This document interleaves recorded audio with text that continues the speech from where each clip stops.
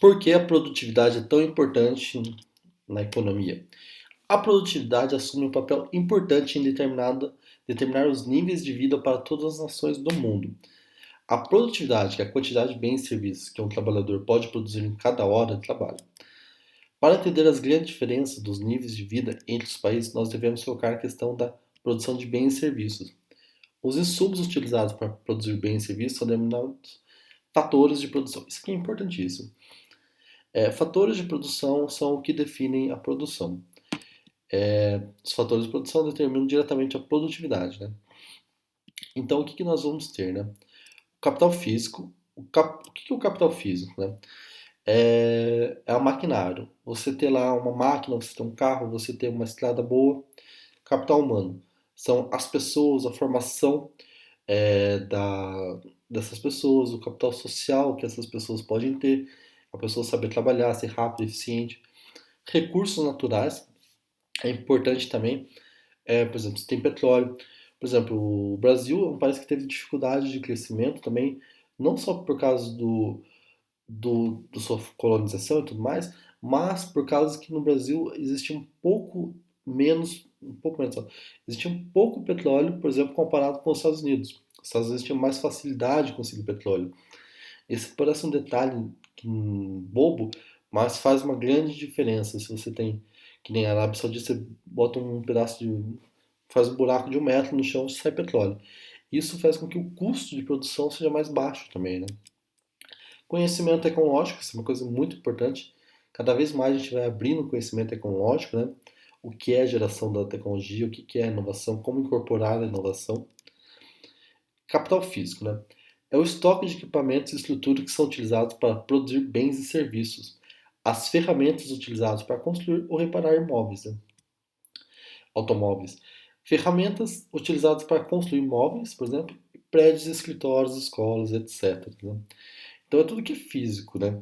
Antigamente, quando a economia começou a se desenvolver, existia tanto o capital físico, né, que era importante, claramente o empresário que era dono da fábrica, ele tinha o capital físico, e o trabalhador ele tinha a força de trabalho.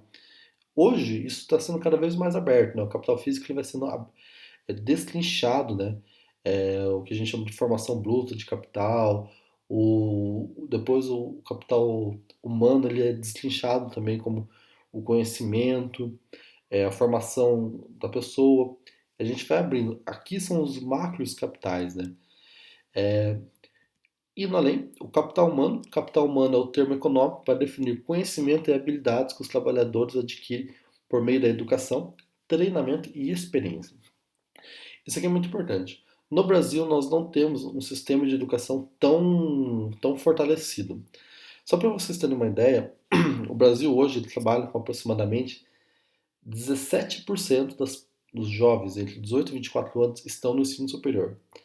Ou seja, quase 80% da população, mais de 80%, não está numa faculdade. Né? Então nós temos que uma porcentagem muito alta da população não tem uma educação formal. O Brasil ele tem um problema ainda.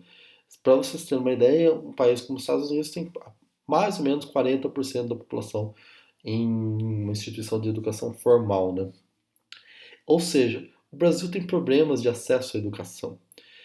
Nós literalmente ainda estamos construindo nosso sistema de educação.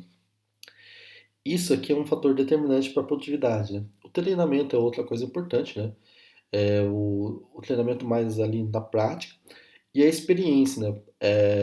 Você construir um sistema que as pessoas consigam entrar no mercado de trabalho parcialmente é uma coisa bem importante, né? O modelo alemão eles têm muitas coisas que são interessantes em que o jovem ele começa a trabalhar um pouquinho quando ele é novo, ele vai lá, ele vai na fábrica, ele conhece, ele vê como funciona e ele vai ganhando experiência e com o tempo. Então ele não necessariamente ele fica até se formar, o dia que ele se forma, de repente ele vai trabalhar. Não, é mais suave a transição, né? Assim como o capital físico, o capital humano aumenta a capacidade do país para produzir bens e serviços, né? É, isso aqui é importante, né? Porque o capital humano ele é um pouco mais abrangente, ele envolve a educação, mas ele tem mais coisas além. Por exemplo, uma coisa que entra em capital, aqui, capital humano, capital social, que a gente vai começa a destrinchar, é, por exemplo, a ideia de uma pessoa participar de uma organização.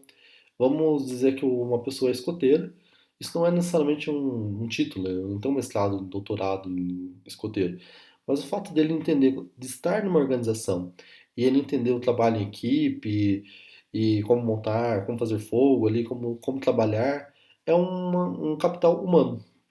Então, o capital humano ele é um conceito mais abrangente, né? Ele traz também essas questões relacionadas ao ser humano. Recursos naturais são insumos utilizados na produção, providos pela natureza, como a terra, rios e depósitos minerais. Aqui, petróleo, o que a gente tem de florestas, terras, terras raras, tudo isso, né? Recursos renováveis incluem árvores e florestas, né? A gente pode plantar árvore, cortar e plantar de novo, né? Recursos não renováveis incluem petróleo e minério de ferro. Aqui é importante porque o petróleo um dia acaba e logo logo acaba. O minério de ferro também acaba, mas a gente pode reciclar o minério de ferro, né? Pelo menos a gente tem uma possibilidade um pouco melhor. A extração do minério de ferro é não renovável, né? Mas o petróleo é pior ainda, né? Porque a gente simplesmente queima o petróleo.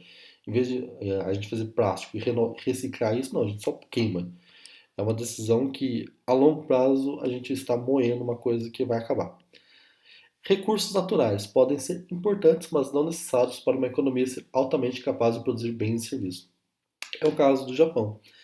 O Japão não tem petróleo, o Japão não tem muitos recursos naturais, mas foi mais um país que conseguiu se desenvolver.